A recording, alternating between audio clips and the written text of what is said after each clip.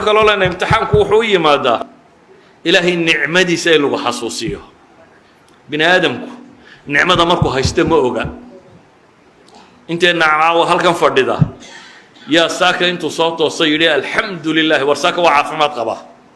mise waad shaqo tagtay una waxa maad xasuusanin inta dhakhtarka joogtaa saaka wuxuun bay isleeyihin manin unbaa labadiisa lugood iskaga socdo caafimaad qaba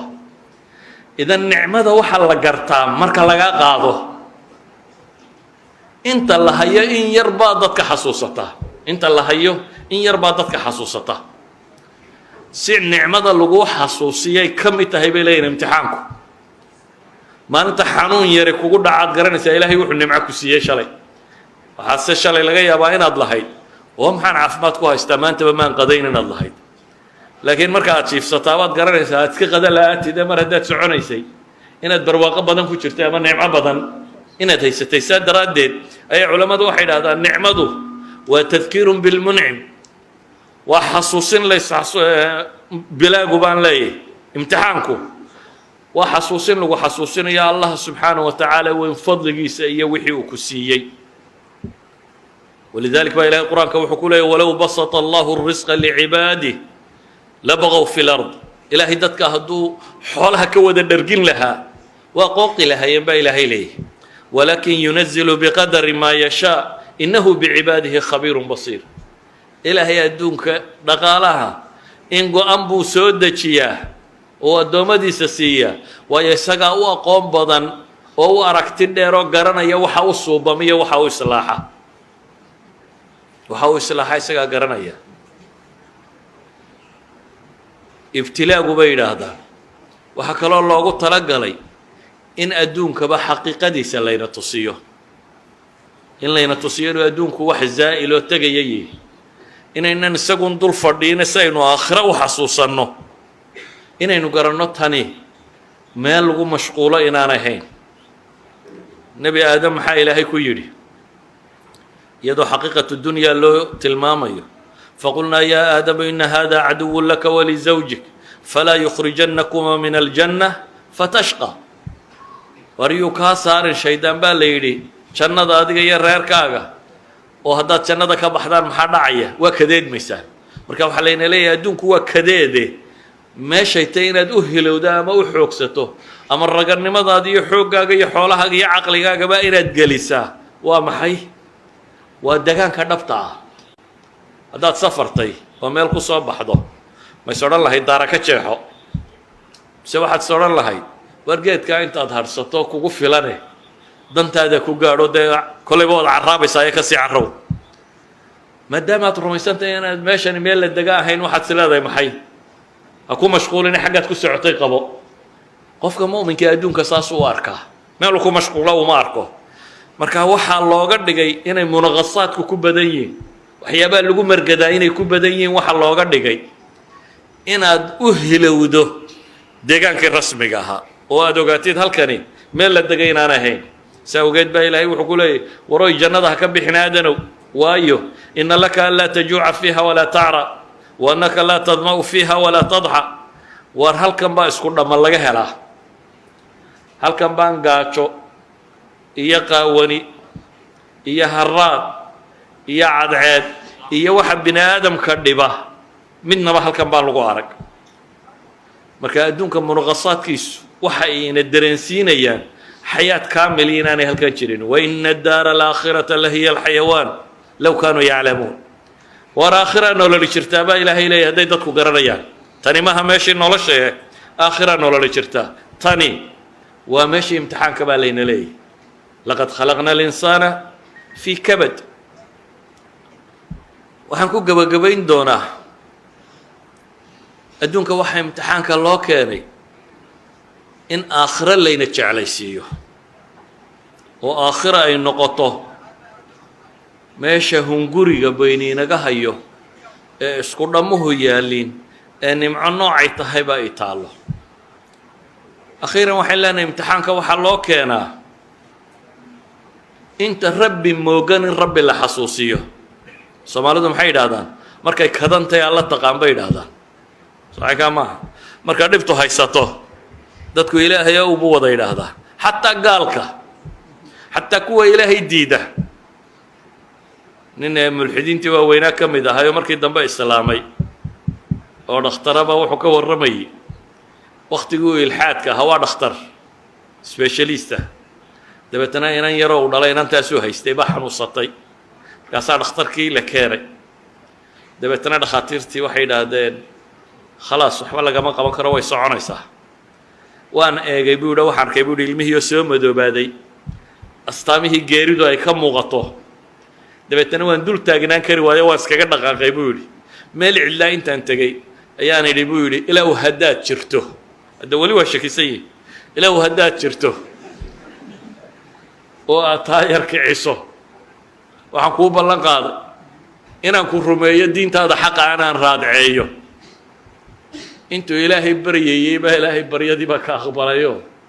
tii yaraydunbaaba saa kuu soo noqday. dhakhaatiirtii oo wada faraxsanoo leh something happened, waxbaa dhacay, miracle baa dhacay bay dhahay, mucjiza meesha ka muuqata. tii yarayd mar qurunbaaba waxeediiba iswada bedeleen. markaasaan raadiyay buu yidhi, waxaan uga dan leeyahay gaalkii weynaa ee gaalada mid ka mid ah wuxuu ku maahmaahi jiray maahmaaha, waxay idhahdeen there is no atheist in the foxholes bay idhahdaan. mulxid ma jiro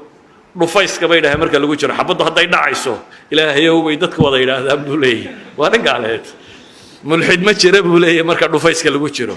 waxaan uga dan leeyahay waa tanbiih lilghaafiliin bay culammadu yidhaahdaan,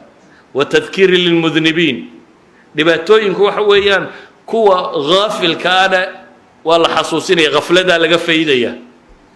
kuwa mudnibkaana ilaahay baa la baraya subxaana wa tacaala, oo waxaa la baraya rabbuna alxaliim inuu yahay, oo sabuur yahay, oo cafuw yahay, oo ghafuur yahay, oo ghafaar yahay, oo raxmaan yahay, oo raxiim yahay. oo ilaahay subxaana wa tacaala wakhti ina siiyey aynu ku toobad keenno, oo hadday khafladaynugu dhacdana in layna yaro qanqanjiidhiyo si khafladda laynooga toosiyo. marka waa qanqanjiidho yaroo maxay weli lagu leeya warhoy jaanis baad haysataaye jidka rabbi maad ku soo noqon, rabbi ku leeyahy subxaana wa tacaala. waayo ilaahay subxaana wa tacaala wuxuu inoo tilmaamay waxa dhib idinku dhacday horta waa dunuubtiinnii, in badanna ilaahay wuu idinka dhaafay, laakiin waxaa looga dan leeyahay in laydin kiciyo. oo aayaad badan baa ilahay leeyahy walanudiiqannahum min alcadaabi aladnaa duuna alcadaabi alakbar lacallahum yarjicuun baa ilaahay yidhi. cadaabka dhow baanu dhadhansiin baa ilaahay yidhi, intaanu imanin cadaabka weyni.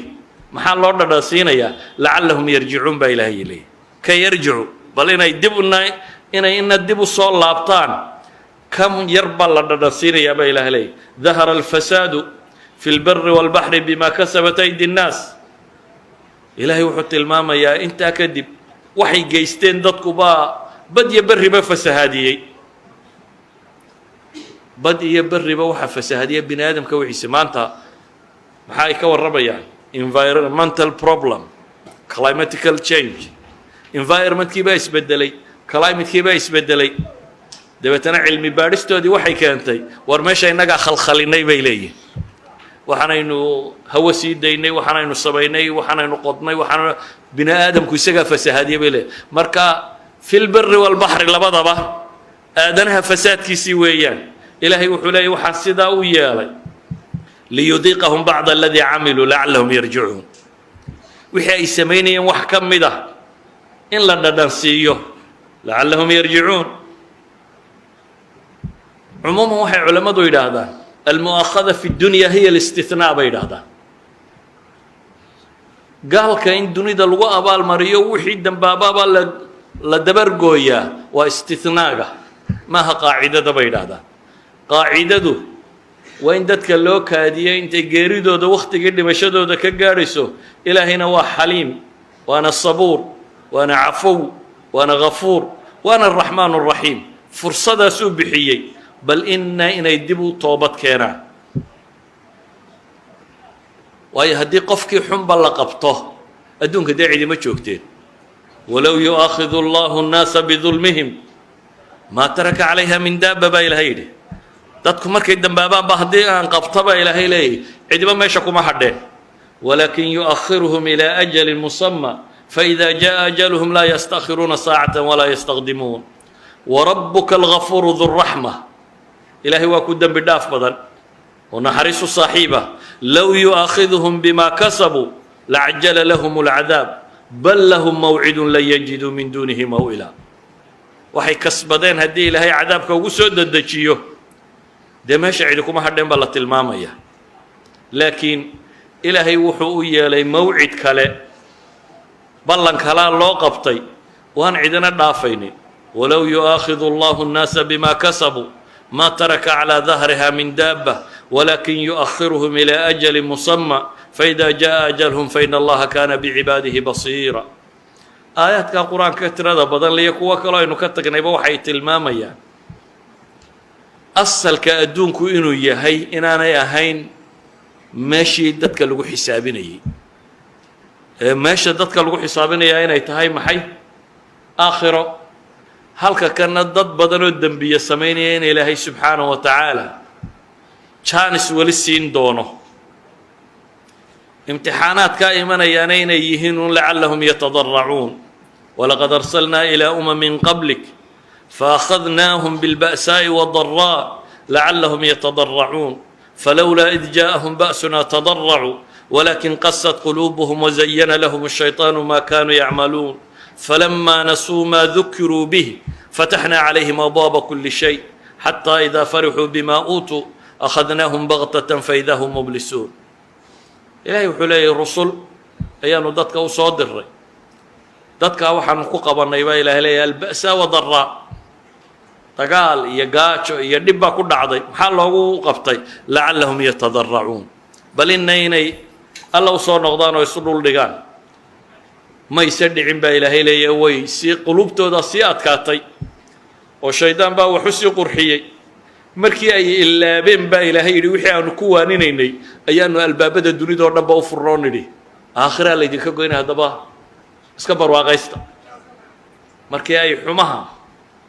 ka soo noqon waayeen baa ilaahay leeyahay fataxnaa calayhim abwaaba kulli shay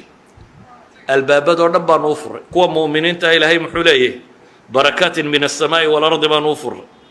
khayr adduuniyo samada iyo cirka iyo dhulkaba khayrkoodaanu u furaa ilaahay yidhi kuwa mu'miniinta ama kuwa kan abwaaba kulli shay baa la yidhi albaabadaa loo ballaqay idinku waxaad doontaan ka qaata ama ismariya ama isdila ama istaayo فإذا فرحوا بما أوتوا با إلهي يدي مركا أي كبر كجادو وحي اللي سيئ كبر دافان أخذناهم بغتة فإذا هم مبلسون أيانو قبلنا با إلهي يدي سوابكو يقوستي أهلنا مركا عقابكو أسل كيسو حويا آخره هي حسابته أدونكو حسنات كيس سيئات كيس والله سكوي تحامية وبلوناهم بالحسنات والسيئات لعلهم يرجعون ولا تمدن عينيك إلى ما متعنا به أزواجا منهم زهرة الحياة الدنيا لنفتنهم فيه ورزق ربك خير وأبقى إلهي وحك الله تلمامية ضدك بر وان أكادنا إياه سيدن بقوضة وضع ما يسترتان با إلهي يري كاتسيغانا أكاديي ما هبا إلهي لي نمعان سينا يي بوسكوضا نارود بالا ياي بحسنيان ولا يحسبن الذين كفروا أنما نملي لهم خير لأنفسهم إنما نملي لهم ليزدادوا إثما ولهم عذاب مهين ولا يحسبن الذين كفروا سبقوا إنهم لا يعجزون kuwa gaaloobayay u malaynin baa ilaahay leeyahay inay naga dheeraynayaan inay naga baxsan karayaan innahum la yu'jizun jumla ismiya ma'a adawat at-tawkid marnaba nama cagsi galin karaan baa ilaahay leeyahay laakiin waan iska daynayaa baa ilaahay leeyahay si ay dambigooda u dhamaystiraan markay dambigooda dhamaystirtaanna aakhira lagu qaadaya qarna ilaahay wuxuu leeyahay xoolahan iyo carruurtan iyo waxaana siiyay iyaga inaan ku cadaaba baan ugu talagalay iyagaaba cadaab ugu filan dadka inta xoolaha badan lee ku mashquusha marar badan ayay dadka kale ka hawl iyo dhibba badan yihiin ogow horta ninka xoolaha le intaad cuntuun buu cunaa kaama badsado caloolun buu wataa caloolla intay qaaddo waa la yaqaanaa marana intaad xidhataa buu xidhaa hurdana waxa laga yaabaa inaad adigu kaga fiicantay laakiin wuu kaa hawl badan yahay waxay yidhahdaan sharikaadka waaweyn kuwa leh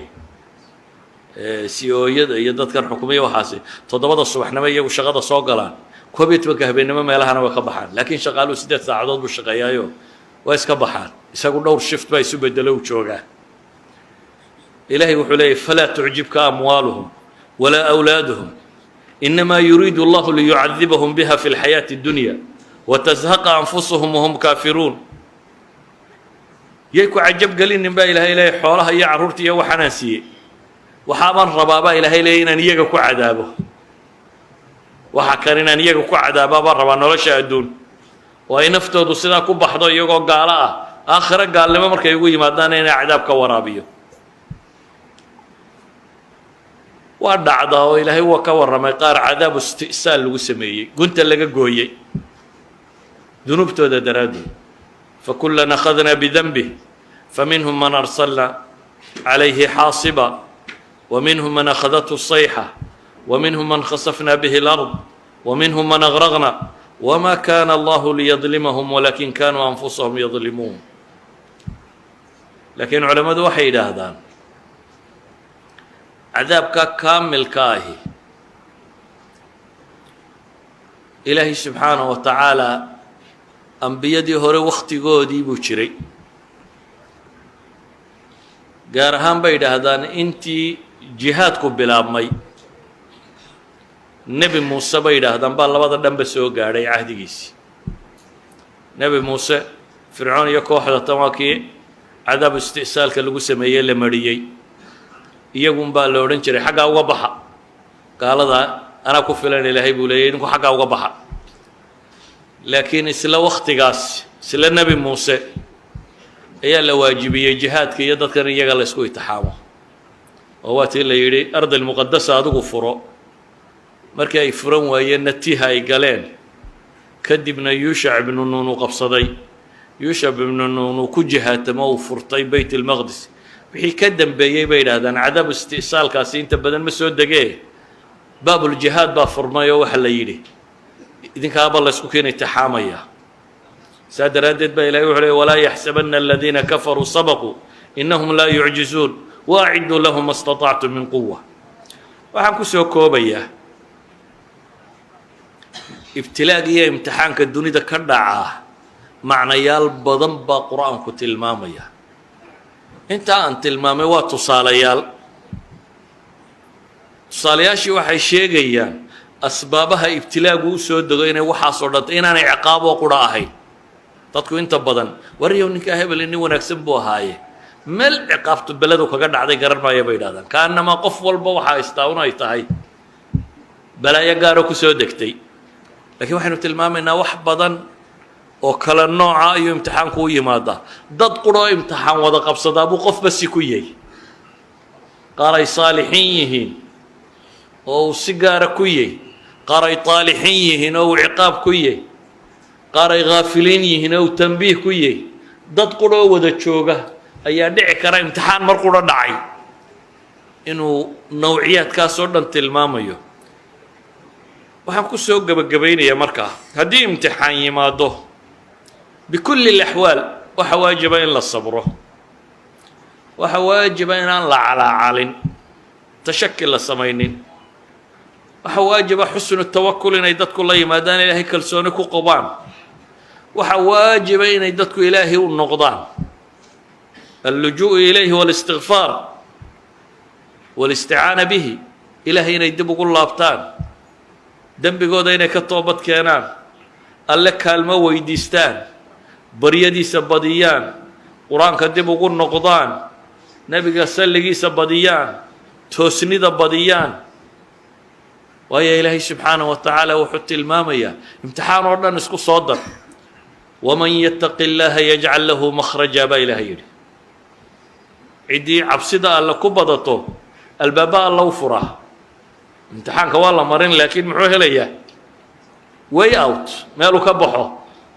albaaba alla u furaa ciddii kalena dee way dayowdaa uun waa ninkii wallaaya yidhaahdeen awrbu intuu isku xidhiidhiyey ayuu awrkii garwadeenka u ahaa iyo kii dambu isku xidhay markaasuu yidhi meeraysta dee awrtii hadduu dabada isugu xidho meelay u socdaan male dadka barh baa tii haa galoo meeraysiga ku jira laakiin ciddii ilaahay xasuusatee u noqota mahmaa kaanat ilmasaa'ib ilahay wuxuu leey waman yattaqi illaaha yajcal lahu makhraja albaaba alla u fura ilahay wuxuu leey waman yattaqi illaaha yajcal lahu min amrihi yusra ciddii alla ka cabsata ilaahay arrinkuu u fudaydiyaa taladaa la waafajiyaa meesha ay wax ka hagaagayaan buu arkaa xalkaa u soo dhowaada waxbuu gartaa ilahay wuxuu leey waman yattaqi illaaha yukafir canhu sayi'aati ciddii alle ka cabsata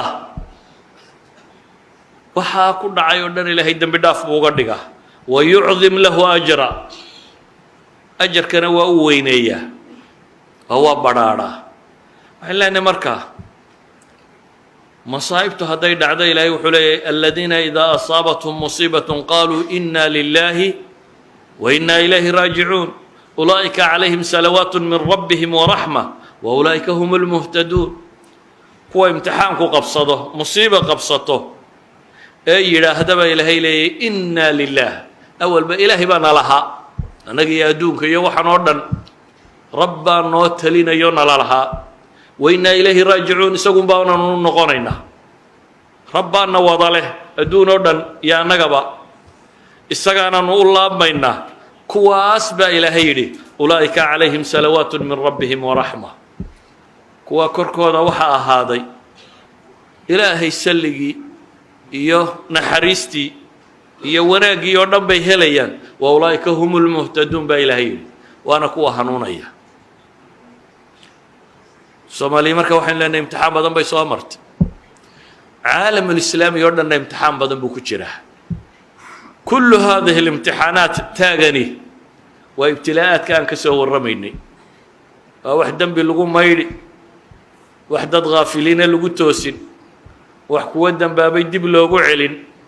wax qaar saalixiin oo ku dhex jiro dadka dunuubtooda haleeshay kor loogu qaadi wax lagu rabayn wax qaado loogu soo saari wada shar maaha say dadku u fahmayaan wada shar maaha ee barh badan oo ka mid ah ayaa liislaaxina u dhacaya idan ilaahay aan ku kalsoonaanno tala saaranno kitaabkiisa wuxuu inoogu sheegayna dib ugu noqonno haddaynu liibaan aakhiro iyo mid adduunyaba doonayno وصلى الله على محمد وعلى آله وصحبه وسلم والحمد لله رب العالمين